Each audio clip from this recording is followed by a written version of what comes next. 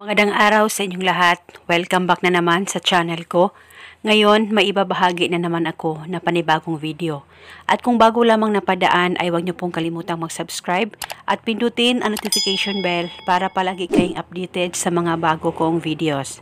At sa mga hindi po naniniwala sa mga ganitong usapin, ay pakiskip na lang po itong video. Maraming salamat po. Gusto mo ba na palaging mananabik sa iyo ang partner mo?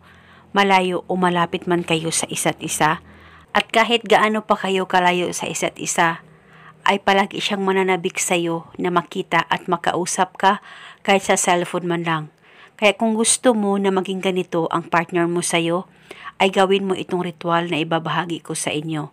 Dapat 100% kayong naniniwala sa mga ganitong pamamaraan.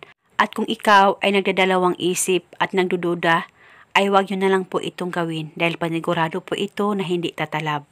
Ang gagawin mo lamang ay maghanda ka ng plastic, kahit anong plastic na mayroon ka, at lagyan mo lamang ito ng kahit isang kutsarang asukal, white o brown sugar ay pwedeng gamitin. At pagkatapos, isulat mo ito sa papel, pangalan at apelido. Ikaw ay sabik na sabik sa akin palagi.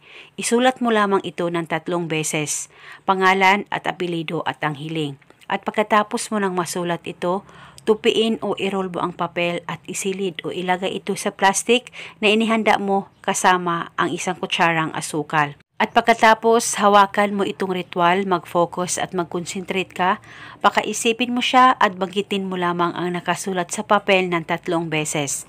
At pagkatapos, kumuha ka ng pula na pantali, talian nyo po ang plastic at saka isabit mo ito sa likod ng pintuan ng bahay mo. At dapat ito ay nasa safe na walang makakakita at makakaalam.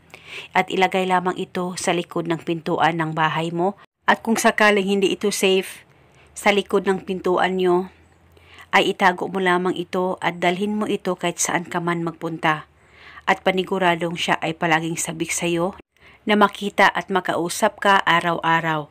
At itago itong ritual hanggang kailan mo gusto. At hindi na po ito kailangan pang bulungan mo araw-araw, basta itago mo lamang ito. At kung kayo ay may katanungan, mag-comment lang po kayo sa baba. Maraming salamat po sa panonood. May God bless us all.